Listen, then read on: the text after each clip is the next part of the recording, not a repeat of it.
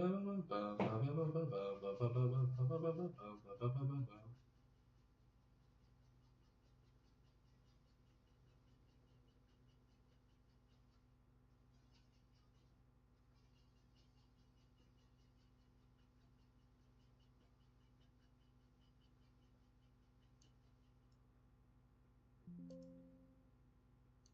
a bullet could not languish and conquer.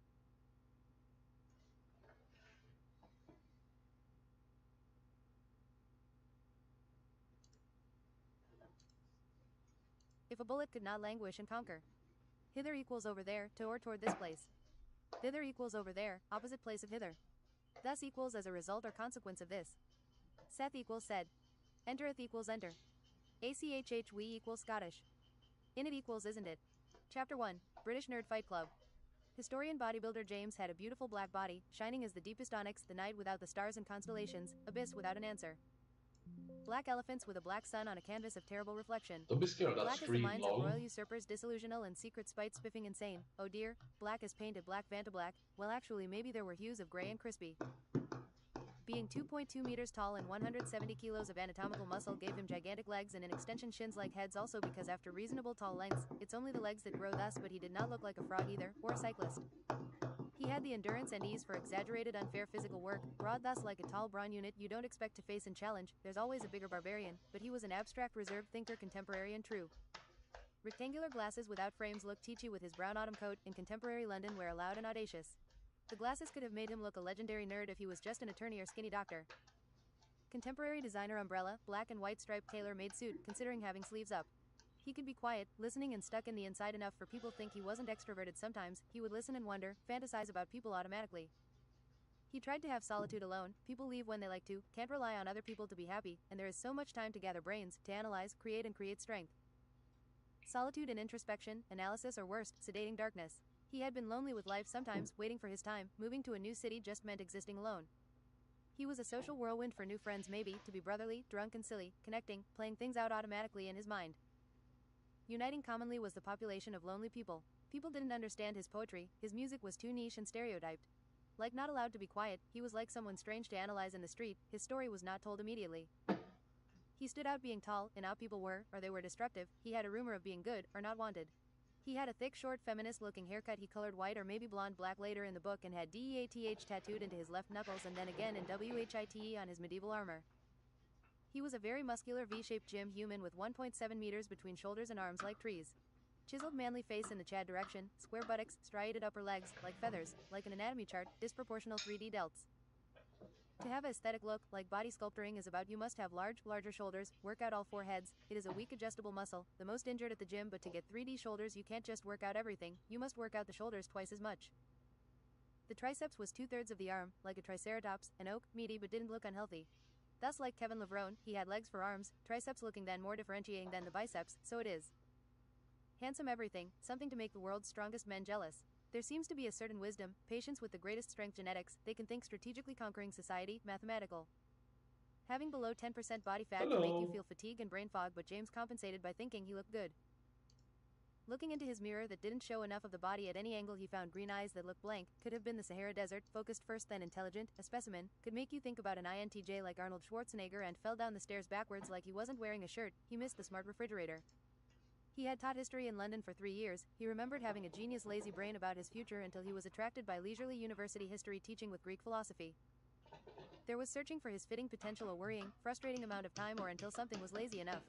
There were so many things he could do, anything his previous teachers had said, but when faced with the decision he didn't feel he had the right perspective or choosing demeanor, layers of perspectives for the right times he had, needless of action. Nothing was going to change, in history, was it? He was in a brutal band called Until the End, or next Sunday in a progressive metal band called Terribly Drawn Circles. Yo. He needed an outlet, being creative, thinking about songs and segments on automatic. They were working on the songs, I'm Going to Pull the Plug, When the Neighbors Wake Up, Life is Horrible and Then You Die, and Funeral of Dorks. You need more blast beats. Listening to their music was like brain surgery and a cat biting your toe at the same time, modern and niche like poetry aficionados wanting to go to a club or being raw food vegan. Not the progressive band. What was unusual with this backbone linebacker build or combination wasn't endurance or speed but the clever mind indeed, speaking and being a thinker first, a surprising poetic giant, a deliberate cognizant, a nerdy 140 to 150 IQ when not lifting. An average prog metal instrumentalist and viewer, listener. Being the smartest and brawniest was awesome, yet like hidden and hard to interpret.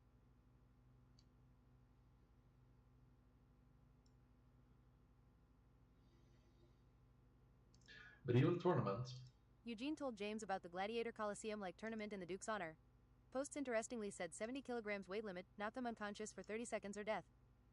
No stupid faces when unconscious. 5,000 pounds for the winner, invitations to royal arrogance guaranteed. No griefing wizards, go to Glasgow you tits. Just kill everyone, be the ultimate predator, Eugene competitively said. You can swing your sword and sit on them thus. Someone cut off their beard pretending not to be a wizard. But he had to muster something thus. It's just like the tourney games, 1 versus 1 at a time. You got a feeling like this would be a bad idea, maybe a setup feeling, because maybe that fighting, the best 6 or 4 could result in your death. He went in and noticed the gladiators chatting about the entrance, they were social meatbags.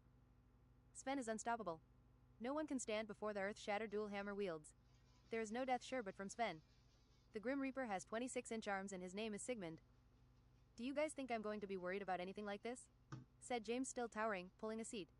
Did you listen to a word we said, goon? Said like an ESFJ. I'm happy to tell you should just try to survive against Sigmund, dance and make him tired. There is a strategy to every foe and everything. We become brothers here quickly, dying brothers, the man looked in the distance. We who are about to die salute you. When the gates opened he saw a very ironclad opponent with a hammer, Sven the shield guard. This was going to require something else than cutting, maybe, his throat seemed wide open when he looked at least a little bit up, the assassin looked for the bleeding throat. There is not much tanking plate mail against a hammer either. He surprisingly threw his odachi like a spear arched long, when they were in range, but his opponent looked down as he came charging surprisingly, then up again enough to deflect the giant Japanese javelin. James tried to slash his throat but Sven thus looked down and deflected with gleaming metal, defiant faceless helmet and will. The announcer said, fat and enjoying himself like God Bacchus. No one had seen that gap coming. We understand now. James was trying to make his opponent look up, the power on metal was crushing. The next slice against his face knocked Sven spinning to the ground. Why did he think he could defend against that, in the moment? Maybe there was something to it but he couldn't fully comprehend. It's about summoning enough strength as you said you could in previous fights. James swung like a lumberjack splitting knotty contemporary wood. Twice he hammered on the ground where the Englishman fell down, rolled away just in time. Strickland propane jutsu. With a jumping kick Sven was hit like he had been boxer fist grenaded. I'm faster than this. James swung overhead but fainted, the Englishman blocked overhead, and his own vision, but then got hit to the kidney. He got knocked to the ground badly, crushed now by the swinging polearm. A weak shield was presented from the ground, James smashed through it. Dust filled his helmet, what felt like fate in slow motion. The Englishman wasn't ready for the third swing with even more power, he admitted in a way of being defeat, or him bigger and he crushed his side. What would he do now defeated? There was no good idea coming into his mind. I'm ready to lop off your head. Come at me, said James. James smashed the knight in full polearm reach, he struck like he had killed him. The crowd tried to estimate the damage. Christ almighty, said the announcer, we have never seen someone like this. James got more critical hits in smashing his armor and leaving black eyes, shoulders, bruises. The Englishman was shaky and hurt, he only knew how to think and stab simply now, practiced. He was unsure of how things would go, but he decided to stay in it, he decided to win. The Englishman swung his hammer practiced from the right, James grabbed his hammer and his polearm and threw both up, as the Englishman looked up he slashed his throat flashily with his glaive gauntlet. James didn't have to save his opponents anymore. His next opponent he waited 10 minutes for. He had brilliant thoughts about fighting that were out of touch with the place. If I screw up I'm dead, he thought competitively. Maybe I should do these games where you cannot do killing. He went through his usual tourney combos in his head, no one is going to defend against all of them. Would a 95% chance to survive be worth betting on in life? How many safe bets can a man make in a game of blood and tears? To drench in hot blood, ambition and conquer, to circle the swordsman of songs and tear his creed. What is safe in terms of dancing with swords, bludgeoning? Accidents in the upper leg? He stared at a medium-armored Englishman, he looked more Roman. Slits for eyes, steel mohawk from some animal maybe with feathers, helm width twice as long as his head, like he would catch rain. Pan-looking chest plate, spiked shoulder plates forward, tower shield and gladius, no arm or shin armor. The gladius is sporting today, everyone likes fighting with arms and legs free, they are agile like not a warrior, said the announcer preparing hype and dying. James made some noise for the crowd looking like a rider of death, he slammed his polearm against his glaive kite shield 4 times thus. His opponent taunted him which James thought felt out of place of his mind. A person with as much armor as him would obviously be exhausting, slow. James was confident in his movement and training for his armor through, in the gym stacking 4 plates for his sit-ups and sprinting, pushing upside-down table-looking objects filled with plates and the occasional posing gym bro. I get nervous when I'm not in the gym, James's friend Nicolaus. Women were more scarce, his special training his opponent did not. He was used to it like he was used to being a heavy runner of muscle, you get used to it, your muscles get stronger. He had no problem doing 1 hour of cardio with the muscle 2 days a week. Bigger guys would be bored but they did it anyway, fearsome combinations of biceps and heart. 170 kilos of muscle is counterproductive sometimes. 170 kilos of muscle is 10% above what the biggest bodybuilders get. The horrible sounds of steel clanged as wills collided. James stabbed 4 times thus, thrusts met by his opponent's shield. Experienced with a spear, he started poking high and getting out of reach from his opponent's weapon. The poking and backtracking maybe didn't seem to make any sense at first, but James picked up speed and elegance. His footwork back had worked like outsmarting him. He could keep up slippery defensive movement until he got hit. The Englishman was just defending now. Suddenly a thrust went through his shoulder, then another one. Damage in the face of deadly combat told him weakness like give up and run away. Flesh was breached, denial of death. With enough spear poking and speed hits usually go through, something you would not expect to not block. The Roman grunted painfully and dropped his shield. It didn't respond as it usually does. Fight me without a shield, or you are boring like a raven is gray. You bore me, cur. They fought without shields. James did a homie stock and the Englishman did good work parrying with his sword. James got many steel punches in and kicks in, something more effective than punches. Fate told the Roman the fight was over, but he stubbornly kept practice. The Roman took his polearm under the speared IP and James his hand trying to swing the gladius. Short sword. I am not afraid to die. If this is where I die, so be it. Well said as anything. James cut off his right arm brutally with his glaive kite shield until the skin and plunged his knife gauntlet into his eyes lit like a punch. His next opponent came just right after an announcement about local pie. It was the fast food of the ages. 15 minutes. He was surprised to see someone a head taller but up to the challenge. He was northern like no hospitality. The even bigger gladiator named Skegix started charging towards James. He wore black plate mail, a bucket-like helm looked dangerous. A square he looked. The wiser thing to do would be to get some momentum himself, but he wanted to beat him in pure power. With not normal in the moment energy, he met his opponent with a charged-up boxing-like uppercut. Skegix flew high into the air. Actually, James seemed to have uppercut his head clean off, helmet and everything. A painful endeavor set his shoulder. After some manly chatting with nearby gladiators in the waiting hall like... It's over here actually.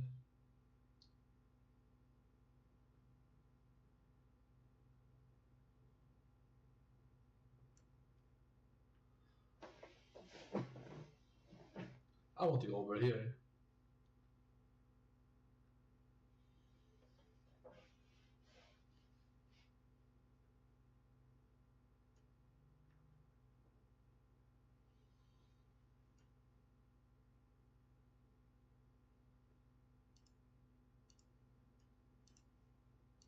We could go through dire mountain ELF lands and risk elven consequences.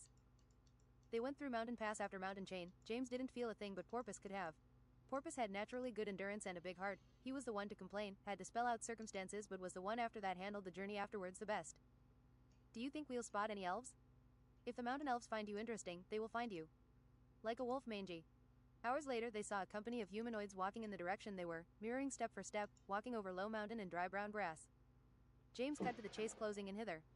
Write more about elves in place. Hello creature, said the elf most interested, are you intelligent? Genius, interesting right? If you must ask, and ask away. The aliens appeared like aliens wholly, like something you had to adapt to, like a presumptuous culture. The elves were beautifully brown and silver-haired, beautiful feminine men.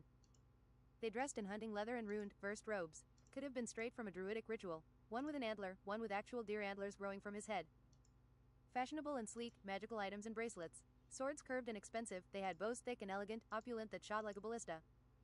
Like all elves, mountain elves were freakishly strong, considerably helped with their bows, 40 kilograms featherweights and lived thousands of years. Might be racist. Compared to 150-year-old dwarves, mountain elves were resistant to magic, cold talk, regenerated quickly with their food and elf direct healing and tolerated easily poison, including alcohol. I'm Oswald, said a brown-haired, straight-haired behind to his knees, elf with a small face. Not at the bottom of his knees. We're on a quest for seers. I'm not from around here on my unique quest, Oswald elf. That was just the right thing to say.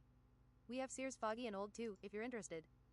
Do you celebrate good times and drink? I'm in a helpfully party mood, he said, socially eager and without patience. Let's get to know each other. What is this ancient race, keeping of the nature and unbeaten in 1v1 combats? We're ancient winemakers, but especially drinkers. He pointed out a bit too personal for the other elves maybe. There is 1,000 years of Pinot Noir. He doesn't speak for me. You're a stuffy elf. Oswald disobeys orders like farts in the wind. And you, good night, are you English? Porpoise said, I am a knight from Murin Highlands, it's as beautiful as my biceps, as true as flags of different English men.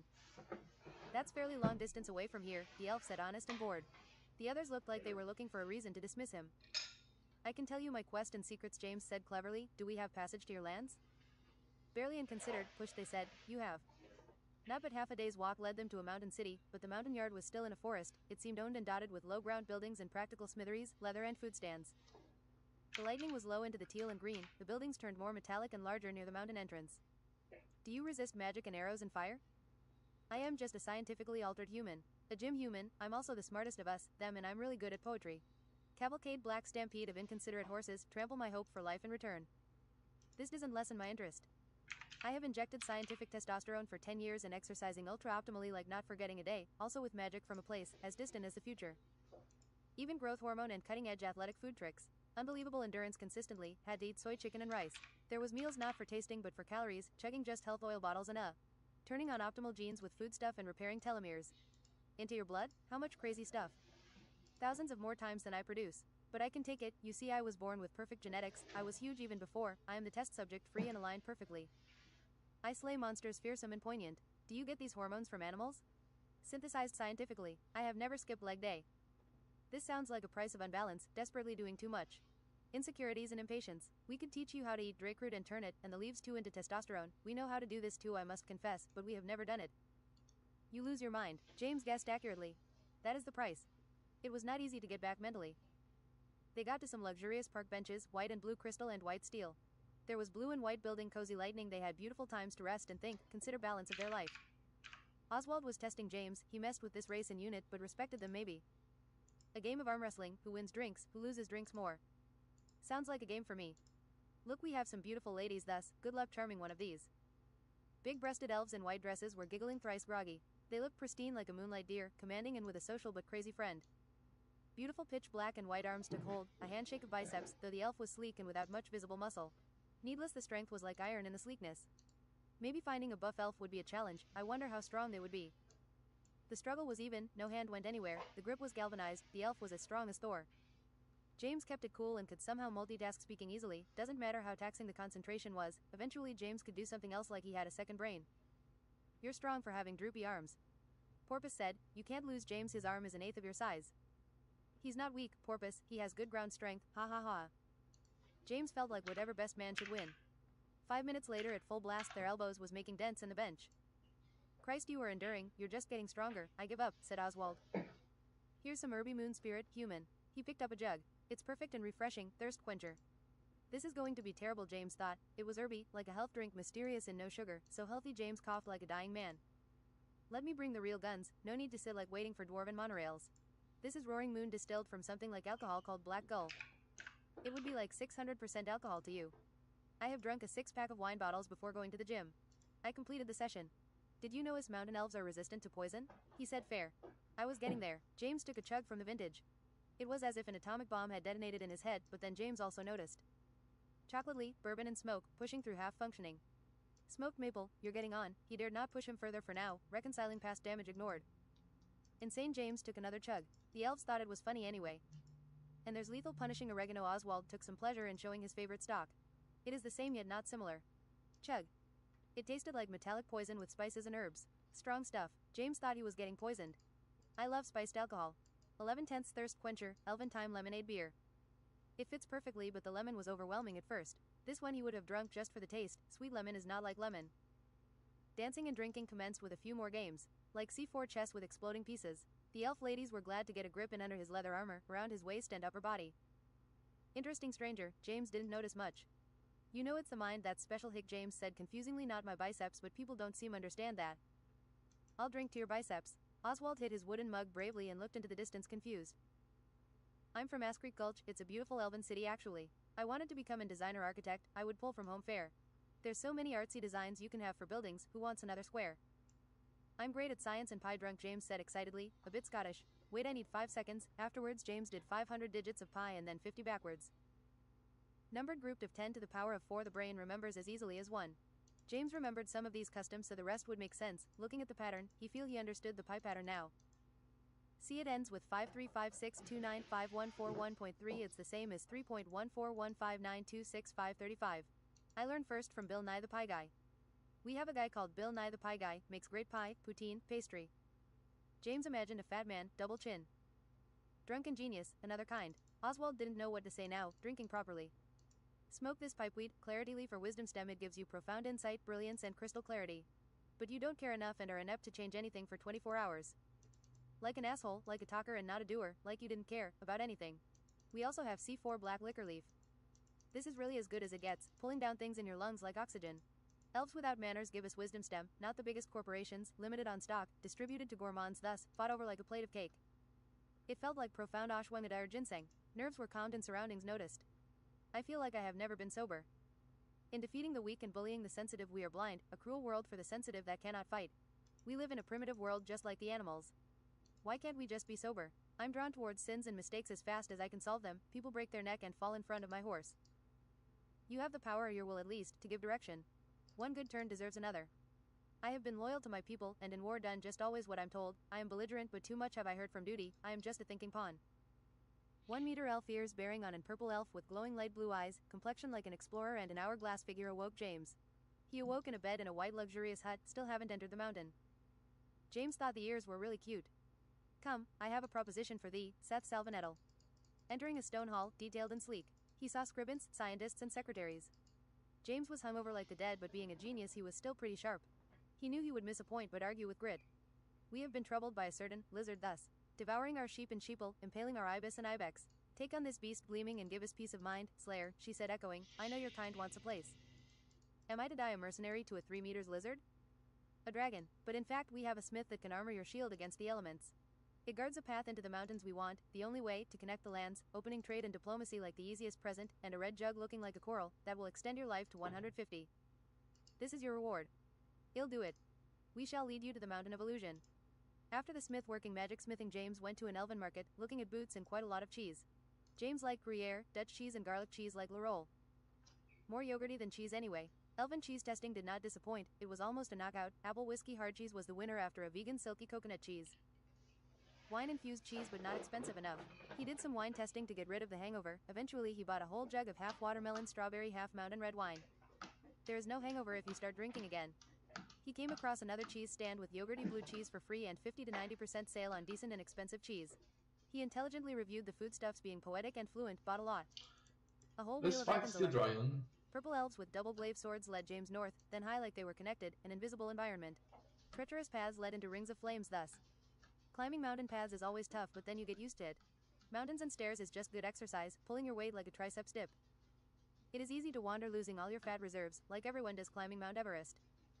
Follow this road, Knight of Starless Cosmos Knight, elf pointed. It looks malicious, but it is just a road. I am feeling great, to be honest. Here's to not dying, he said excitedly to the elf. After another 15 minutes of dry brown vegetation, step on mountain and rusty high air, devoid of life, he came into a huge cave opening, green huge bat-winged dragonflies gathering. A lot of mountain paths gathered here and could fall down. The entrance had a magical carved sign, quad-dotted T on it. Wakey wakey, thus James shuffled into the dark. There laid a huge golden gleaming, like brass, dragon half in shadow. It had one red, one black eye and scarred mouth thrice with a weak white left arm. It was muscular yet flying, a scaly impression and not too emotional. A few seconds too late the dragon shuffled and looked at the sword shockingly. Fire came roaring. James put his heat-sink shield forth like a hero, or maybe an ice climber. He was as safe as an annoying mosquito. A spiked tail like a flail came along, swept him off his feet like picked up by Andre the Giant. The dragon enjoyed proving accurate, looking behind itself. James rolled as the tail pierced mountain. The dragon bonked with its head like an anvil. Another tail came simply and brutally. He was not ready for it despite being focused. James blocked it, causing fast exhaustion. The dragon shot a huge icicle that lodged him stuck on the wall for a second. The dragon agile spun and took half flight in the air, hitting James upwards with its exteriors. It hit like a bus and knocked him thus. James threw a discus. The impact magic made the dragonic twist back horribly. James spun a lap to the right after grabbing and elegantly threw again, even stronger. This was effective. Ferociously the dragon throat filled with blue light, ever deadly. James took no chances and rounded a cave corner. Blue 12,000-degree fire engulfed ever thus, the walls filled up like firewater. The dragon pursued and tried to bite with its spear-perfect teeth. It fearfully snapped back as it realized James would go for next swings to seal the deal after dodging. The dragon was spewing ice magic a meter long to block the discus. Once it bounced to the floor, twice it missed. He realized he was going to eat him to win, but he'd rather eat something tasty. Flashily the dragon snapped, many times, but faster than what possibly be expected. James dodged and hit the dragonic with his sword. Hewing, it got through the layer of scales. The dragon summoned gusts of wind with its wings. Wait, is that cheese? Said the dragon. The dragon voice was raspy and menacing like a wolf learning English, or a tree. Yes, it's quite so, the whole lot. It is smelly. The dragon voice was heard in his head from now on more properly. It has to be smelly, sometimes. The taste is worth it, didn't you know? You shut off the smell as much as you can. Let me have a taste, human slayer of considerable biting swords and discus. James gave the dragon a big slice of lemon edamame. That is rich, easy like pie, and delicious full edamame. A friend for everyone, a friend for the friendless. This edamame fills me with friendship. Do you mean to say we're becoming friends? James said, too quick, like considering insanity, through being himself, ready for manners. A strange meeting of fate that only happens so often. James took a piece of walnut feta and gave it to the dragon. This one is nutty, brings out the best of walnut. I love walnut, said the dragon. Once you get used to salty feta and take it for what it is, it's great. It's salty. That's what you mean. I slithering SSSSS have to take it for what it is. Conversation between two intelligent people can be timeless and as genius as cartographing of the stars, four-dimensional while being on time. Speak your point or be ignored. Obviously I meant as getting used to a new country's cuisine. I am Gluttony, the last golden dragon. Well, you don't want to be the last golden dragon without trying this whiskey apple hard cheese. This needs some bread, obviously. I stole some bread, mostly Indian today, puri and paratha. Do you have any chocolate to dip the feta in? I dip walnut in chocolate to get it down and slather honey. Isn't that stew bread? James said thickly. I know not the secrets of 1,000 naan breads. No, but it starts with a P thus. Maybe we should eat them, 1,000 different naans. The dragon seemed to have chocolate cake. James sat muscly down and ate some puri with hard cheese. It works very well, it's just not traditional. I'm gonna try a thing here. Just to see if it works.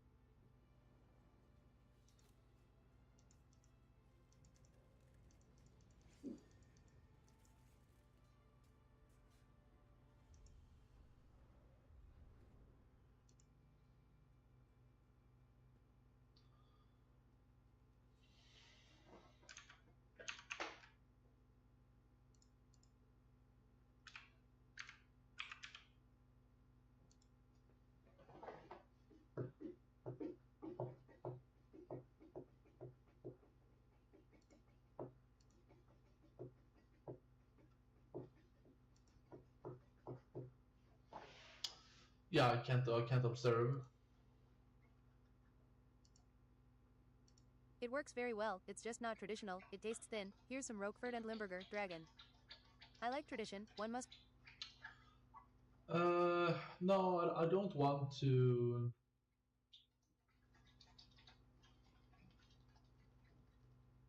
I don't want to. I want to do something else. That's all I'm gonna stream for now.